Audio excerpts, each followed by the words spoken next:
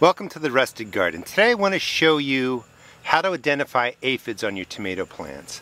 And it's mid-September, and this is a tomato plant that I'm just really have been letting grow. I haven't been keeping an eye on it. So tip number one is you want to check your plants at least 2 times a week to see what's going on. But this guy's just been left to go because it's the end of the season and I was going to let it die. You can see on the flower stem there, on the branches of the tomato plant, on the leaves are all these little reddish looking bugs. Those are aphids. And you can identify aphids, one, just by the way they look right there, and then also all those white flecks all over the tomato plant are from when the aphids molt and leave, I guess their skin behind, and that dries up and turns white. But there are aphids everywhere, on the undersides of the leaves, just covering this plant. Now the good news is aphids are soft body insects and they can be easily taken care of, and you can take care of them really 3 ways. Oil smothers soft body insects and they will die. Soapy water spray, the soap gets into their body and messes things up and they die, and they're very weak, so you can get in here and spray them with water and wash them off. Now this is a mass sort of infestation of aphids just everywhere in this tomato plant. So let me give you the 3 ways that you could treat this. 1, come in here with a hose with a jet spray and spray it top of the leaves, under the leaves, all over. It will wash off most of the aphids. They're not going to be able to crawl up onto the leaves and reestablish. Now there is probably a female that flies, that's bigger, flying around. She could come back and lay more eggs. There's also eggs on here that are going to hatch, so you want to spray it 1 time, skip a day, check on it, see what's going on, come back and spray again, just with water, top of the leaves, bottom of the leaves, skip a day, spray again. That helps kind of wash off and kill off hatching insects, and in this case the aphids. Now after those really 6 days, if it doesn't look better to you, you can get a quart of water, add in a couple drops to a teaspoon of soap. Depending on what kind of soap you're using, you'll need more or less. I can't help you with that. But start with less, and then you spray these down top and bottom, and that will cover the insects. That will also kill them.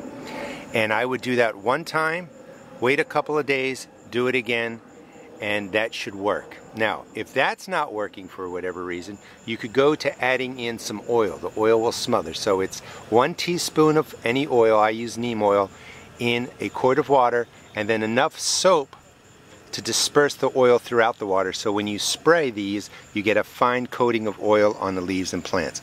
Now this is a word of caution. Anytime that you try a new spray, if you hear it from me or you read about it online or even anybody you trust, make the spray how you want, because your ingredients will vary a little bit, and come in and test spray. So with the soapy water spray, just spray down there. Wait 48 hours. If the leaves die or look damaged, you need to change the mixture. You need to reduce the soap in there probably, or change the soap.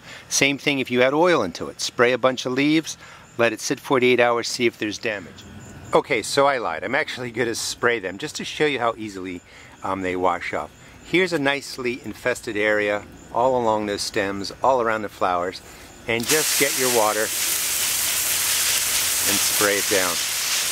And you can see that quickly a lot of them have been eliminated. And you would just come in and really just soak your plant down just like that. That is going to remove 90% of them the first time or more. Come back every other day for 3 days or for 3 sprays and do that, and that's really going to take care of your aphid problem. It's nothing to worry about too much, just make sure you take care of it. Snails and slugs chew your leaves. These are my pepper plants. That type of pattern in your leaves is a good sign that you have snails, you have slugs. The bigger holes are usually from the bigger slugs, the ones that are like, 1 inch long, 2 inches long, the really, really big, ugly ones. And you can see all the different holes in my pepper plants. Since it's the end of the season, I've really been letting these go. I haven't been treating the area once a month with iron phosphate. Iron phosphate is the best way to manage snails and slugs, in my opinion. It really, really works. Now on those, this is a tomato plant and it has holes in the leaves too, and you can see kind of that reflection on the leaf. Let's see if I can move it in the sun. Snails and slugs leave a mucus trail, and that's the sure sign that's what's attacking your plants. Anytime you see that shiny film on your leaves, you have snails and slugs. It also can show up on the ground. Let's see if I can get a picture of that. Right in there in front of the stick.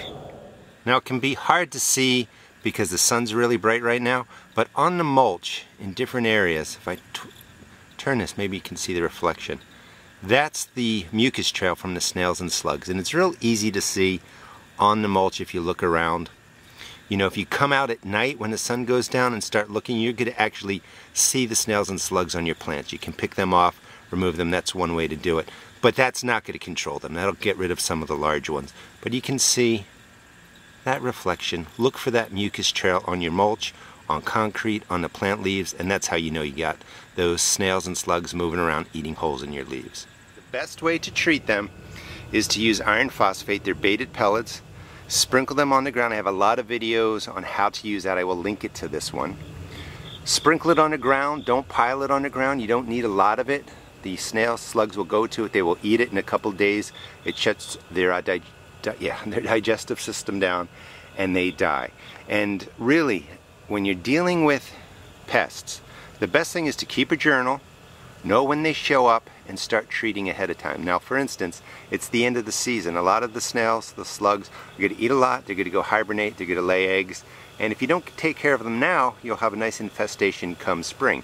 So use the iron phosphate now, kill them off before they lay eggs, and then come spring, before you really start planting, start putting the iron phosphate out there, because they're going to come out of hibernation. They're going to want to eat. Let them eat that and die off, and you will really control the damage from these pests. This plant survived the entire summer. I took care of it. It really produced. There is another zucchini that just fell off as I was setting this video up. I have another one on the plant, so it's still producing. Rule number one, powdery mildew will not hurt the zucchini fruit, the squash fruit. Just pick them, wash them, and you're perfectly fine. So here we go with what it looks like really covering the leaves. That's a full infestation of the fungus on the leaves.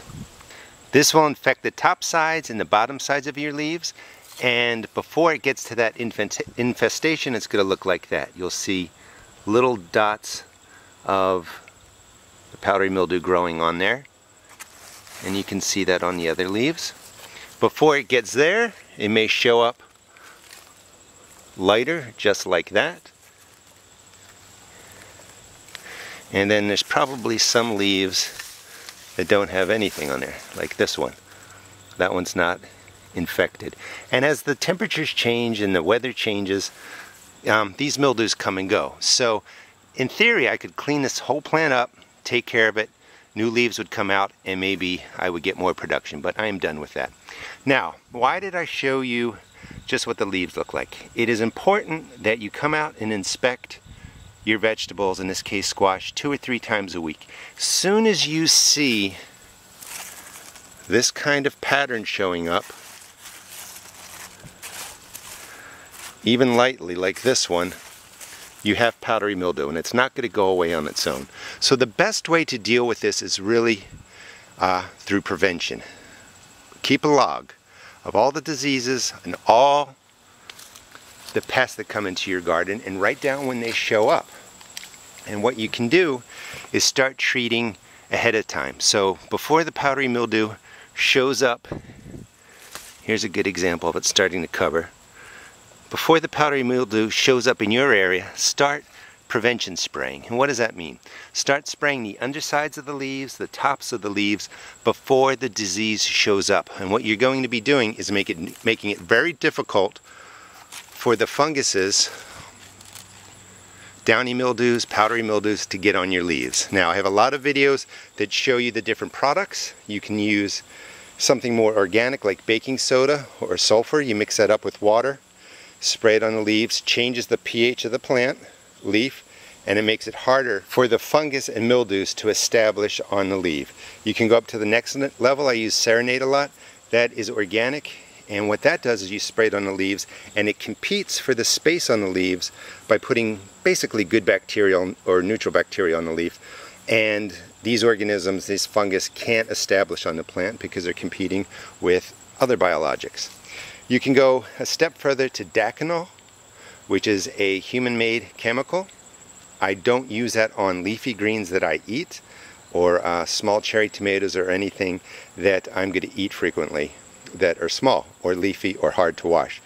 Because it's water resistant, rain resistant, and when you spray it on the leaves, it is super effective. It will stop an infestation, it will prevent an infestation, but I only like using it on my squash and my zucchini, because if I have that chemical sprayed on here, it's real easy to get soap and water and wash it off, so I'm not ingesting the chemical. So Daconol is a higher level prevention, but it's also a chemical that you may not want in your garden. And again, I will link the different videos to this, showing you how to use those products. The most important thing is prevention spraying. Know when your pests arrive, know when your diseases arrive, and start treating before they take hold of your plants. And you will have a much healthier garden and have to use less chemicals, less sprays, and just a more enjoyable experience. Please check out my blog at www.therustedgarden.blogspot.com. Thanks.